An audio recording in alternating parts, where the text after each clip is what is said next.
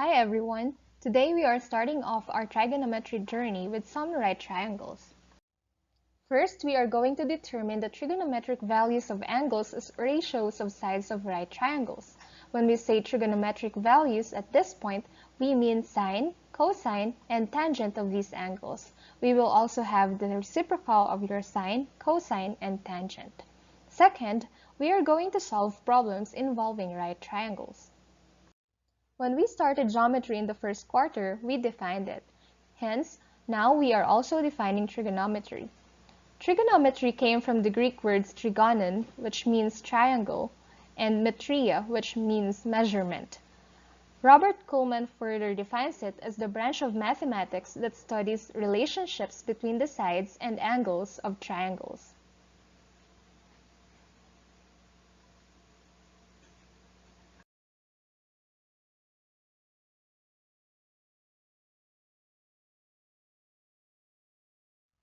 Let us now start dealing with the trigonometric functions of an acute angle. We are going to use the parts of the right triangle to determine these functions. Let's have the first trigonometric function, sine theta. Sine theta is defined as the ratio between the opposite side of the hypotenuse. We are abbreviating the opposite side as O and the hypotenuse as H for uniformity and simplicity in our class. Thus, you may use the mnemonic SAW for this, where S stands for sine of theta, O stands for the opposite side, and H stands for the hypotenuse. Second, we have cosine theta, which is defined as the ratio of the adjacent side to the hypotenuse. You may use the mnemonic K for this, where C stands for cosine, A for adjacent, and H for hypotenuse. Third, we have tangent theta. It is the ratio of the opposite side to the adjacent side. You may use the mnemonic TOA for this, where T stands for tangent theta, O for opposite, and A for adjacent. For simpler understanding, let's combine these three mnemonics into one. So we have SAW for sine, K for cosine, and TOA for tangent. Combining these, we have SOHCAHTOA. If you are able to master these three, almost everything in trigonometry will be easier for you. Note that these trigonometric functions are ratios or fractions. Thus, they have reciprocals.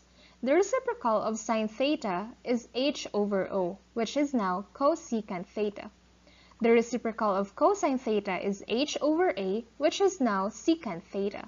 Lastly, the reciprocal of tangent theta is A over O, or cotangent theta. So it won't be confusing for you if the function has a co in it, its reciprocal doesn't have a co.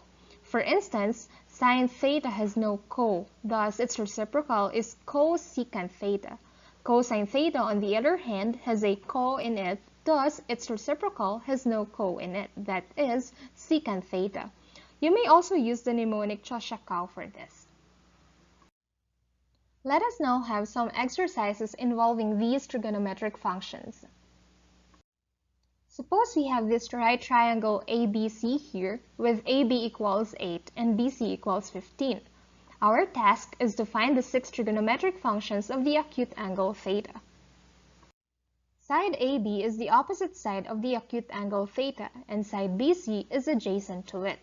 Since the hypotenuse is unknown, we have to solve for it. And since it's a right triangle, we may use the Pythagorean theorem. Applying the Pythagorean theorem, O squared plus A squared equals A squared. This means that 8 squared plus 15 squared equals h squared. Taking the square root of both sides, we get h equals 17. Now that the three sides are complete, we may start solving for the trigonometric functions of theta. It is always helpful to write the measures of the three sides after solving for them, so we can easily plug them into the variables later on. Let's start with sine theta. Since sine theta is equal to O over h, then we have sine theta is 8 over 17. Let's now have cosine theta.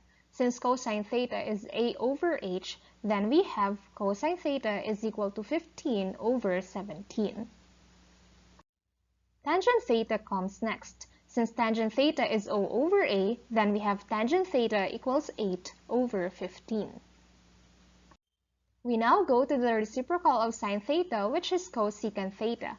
Since cosecant theta is equal to h over O, then cosecant theta is equal to 17 over 8.